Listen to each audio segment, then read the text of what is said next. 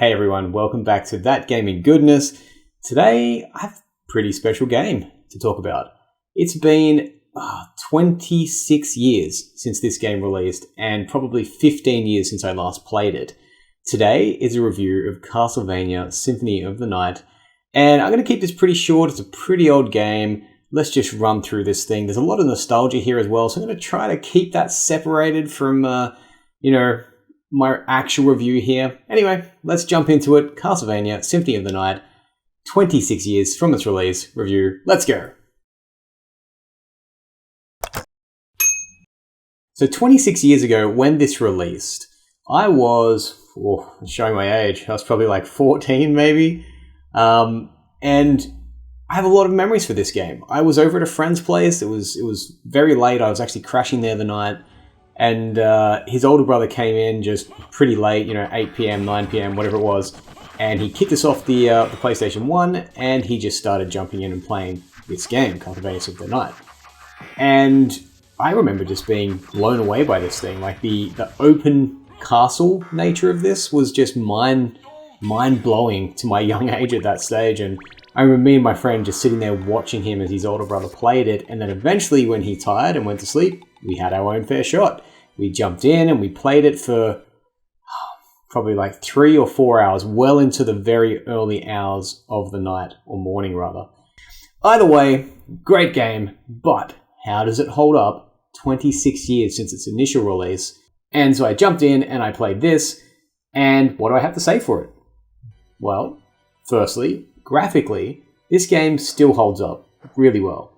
It is not unlike something that you would see from a typical, single A game or indie game. It's something that you would expect from that style of play. It's a 2D side-scrolling RPG, and yeah, graphically it holds up pretty well. The animations can be a lot of them are very smooth, but a lot of them can also be very, very janky. Like, you look at Richter and is it Maria? You look at how they animate across the screen. It can be pretty bad. So there's definitely some things there that are not great, but the art direction and stylized nature of the game still very, very strong, and it really holds its own still to this day. The colors do look maybe a little faded compared to what you would see nowadays with some of the games in that style. They're perhaps a little muted. That's the only other thing I'd say about the graphics and stuff. Sound. Wow. Okay, so the soundtrack in this game is so good. Even all these years later, it's still one of those soundtracks that when I hear it, I instantly remember it. I remember, all of the tracks and where they were played and in what areas, what rooms or zones you go to and the music that plays there. Even after all this time, I could still sit there and groove, just groove to this music. So, hey, hats off to them or whoever did the soundtrack for this. It's phenomenal. Even after all these years, it still beats out pretty much every game in its ilk or its style. So that's definitely a highlight. What's something else we got here? We've got graphics and sound. We've got gameplay. So gameplay here. I would say that the gameplay has held up to a degree. It's definitely showing its age somewhat. Really, and especially combat, really what you can do in combat is you just slash, right? You just keep pressing your square button or whatever you're playing it on. And for me, it was Xbox. So you just keep slashing away. Your character just sits there and slashes. You can slash downwards, you can slash upwards, you can jump and slash. That is pretty much the extent of it. Now, where it does change a little bit, and I'm glad they introduced this, is that certain items you find on the way do have special abilities that you can use. It might be back forward X, or might be down to forward, like a Hadouken, might be like that sort of style X, and it will trigger something. There's also some magic spells they can use, Dark Metamorphosis, Soul Steal, things like that can just spice up combat a little bit, but largely it is showing its age for sure. There's no skill trees or boosts or anything like that, and it probably doesn't have to be. The game's length, and let's jump into that right now, because that kind of ties into gameplay. The game's length is perfect. Okay, this is perfect. So the first castle, you can finish in probably 3 to 4 hours, depending on how familiar you are with them and where you need to go and all that sort of stuff. And then the upside down variant of that is probably, again, 3 to 4 hours. I think I finished this game between 8 and 9 hours, which pretty much comes out to be what I just said, time-wise, for the normal castle and the upside down. So at 8 to 9 hours, you get a great experience, something that is not going to sit around and waste your time. And that's really what I needed for a game. You know, I was sitting here looking at games that have so much bloat and so much filler, and I want to do a video on this specifically, just to discuss this. And I started playing something, and then I was just like, oh, I don't want to go through side quests. Just give me a fairly linear experience that I can experience myself and play through without having to go through filler stuff. And I settled on Castlevania, just completely out of the blue.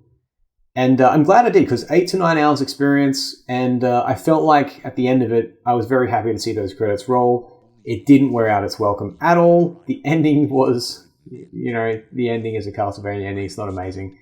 But overall gameplay and combat, pretty darn good. I guess one more thing that I would love to jump into is just, again, this is probably gameplay a little bit, but the difficulty of the game, it is very, very easy. Now, I remembered from my childhood that this had its moments of being difficult. You know, there's certain bosses that I had problems with back in the day when I was younger. Not so much now. I kind of just cruised through every boss. It was incredibly simple, especially in the upside down castle. Some of the bosses were so varied. Some of them could take, you know, 50 hits to die, whereas others might take 10 or 5. Like, there were some bosses that they were like 15-second things, and it kind of comes off a bit crappy because you know you're moving between rooms at a very fluid, smooth pace, and then you hit these bosses and you want a bit of a challenge because all the other rooms you're moving through so fast. You want to get hit with a small challenge. It doesn't have to be crazy difficult. You know, you die 10 times and learn the patterns and then blah blah blah. It doesn't have to be like that. But make me work for it. You know, make me work to get past those bosses to get to the next sections. Give me a 1 to 2 minute battle. You know, make me use a few health potions or something like that. But as it was, I very, very, very rarely ever had to use any consumable. You know, the strength potions, the luck potions, defense potions, whatever you want to call them. I don't think I used a single one of them. Now, overall, what do I want to say overall? Well, overall, I would say that this game is an 8 out of 10. This game is something that, you know, if you'd asked me 10 years ago, or 15 years ago, I probably would have said this is a 10 out of 10. But, you know, when you review things further on in life, you've had more experiences, you know, your appreciation for the game is still there. And I think you can strip away some of the nostalgia a little bit, and you can look at the game and really see it for what it is. There's definitely flaws in it. Notably, what I mentioned around the bosses and just some of the gameplay and combat felt a little dry. And that just kind of brings it down a little bit. But the sound is still incredible. Overall, the experience and its length is perfect. So, you know, 8 out of 10. That's what I've got for you guys today. I hope you enjoyed this review. As I said, this was going to be a super fast one. That's it, guys. Take care of yourself. If you made it to the end of this video, thank you very much. Like and subscribe, all that sort of stuff. Take care, guys. Bye.